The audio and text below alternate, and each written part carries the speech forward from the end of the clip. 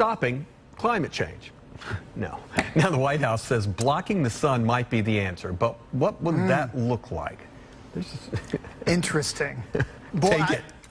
I tell you, when I first started reading this article, it was like I just started diving in, and then it was like offshoot articles and this and that. So let's talk about this. On October 13th, the White House announced it was funding a 5-year research plan with about something called geoengineering, specifically solar radiation management to artificially modify the Earth's climate. This comes off some studies back in the 1800s. Bear with me here. In 1816, in April, the Tambora volcano erupted in Indonesia with such force that it resulted in something called the Year Without the Summer. I'm not sure if you've ever heard that term before. No, I haven't. Back in 1816, the Year Without a Summer, because after that volcanic eruption, the temperature of the Earth dropped 5.4 degrees. Okay? Really? Yeah, there was a lot of loss of life, there was a lot of loss of crops and everything.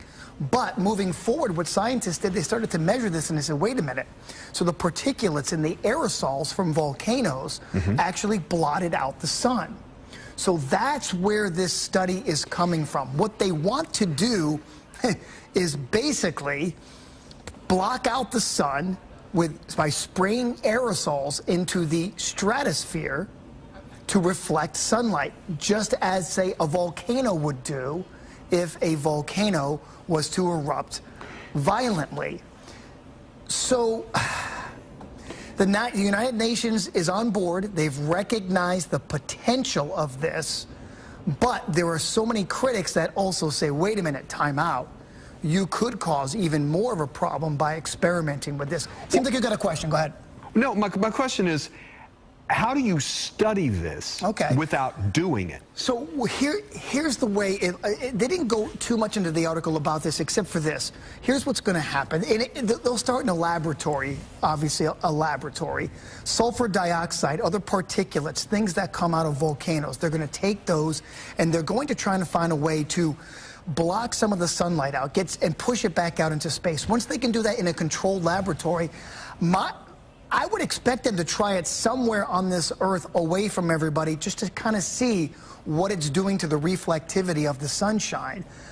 To be honest with you, though, here are some of the potential problems you could have. What if it works and you have a button and you can press these aerosols to come and go? What if you dip the temperatures too low? Things die. What if it intensifies weather events, an unforeseen consequence? There's so many different things. Also, geoengineering, they've shown on studies, it also helps spread diseases. So there are a lot of negative impacts to putting these aerosols up in the stratosphere. But here's my attitude. 5 years of research. Let's get the pluses, let's get the minuses, and then move forward if we can, or just scrap it. You know what I mean? It's not going straight out there. They're going to research this for 5 years. They're going to figure this out. And what they're saying is that they aim to answer all the questions that you would have or I would have, pluses and minuses, before anything happens from there. But it's a start. It's a study. I think it's putting a Band-Aid on a bigger problem, but we'll talk about it in 5 years. All right. All right, then.